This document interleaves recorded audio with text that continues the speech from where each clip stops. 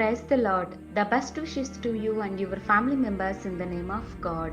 దేవుని నామమునకు మహిమ కలుగును గాక.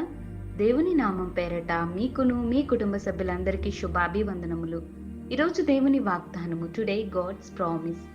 సమాధానముగా ఉండుటకు దేవుడు మనలను పిలిచి ఉన్నాడు. 1 కొరింథీయులకు వ్రాసిన పత్రిక 7వ అధ్యాయం 15వ వచనం. God has called you to be peaceful. The book of 1 Corinthians chapter 7 verses 15. క్రీస్తునందు ప్రియమైన సహోదరి సహోదరులారా, జీవము గల దేవుడు మనలను ప్రేమించి మనకు ఈ ఉదయకాల సమయంలో శ్రేష్టమైన వాగ్దానంతో మాట్లాడుతున్నాడు. సమాధానముగా ఉండటానికి దేవుడు మనలను పిలిచి ఉన్నాడు. మనము సంఘాలలోనూ కుటుంబాలలోనూ ఒకరి యందు ఒకరు సమాధానముతో కలిగి ముందుకు నడిపింపబడాలి అని దేవుడు అంటున్నాడు. సమాధానం అనే బంధాలను మనమందరం కలిగి ఆత్మ కలిగించు ఐక్యతను మనం కాపాడుకోవాలి. సమాధానం ఆత్మ ఫలాలలో ఉంది.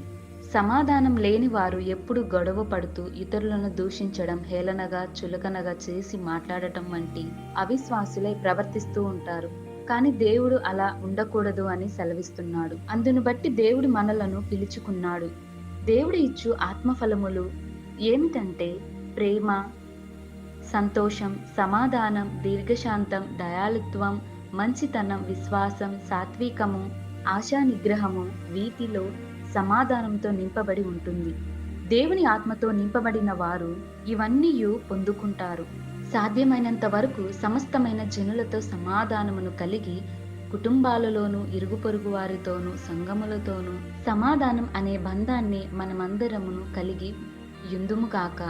ప్రార్థన. జీవము గల దేవ, నీకే మహిమలు ప్రభావము నీకే చెల్లును.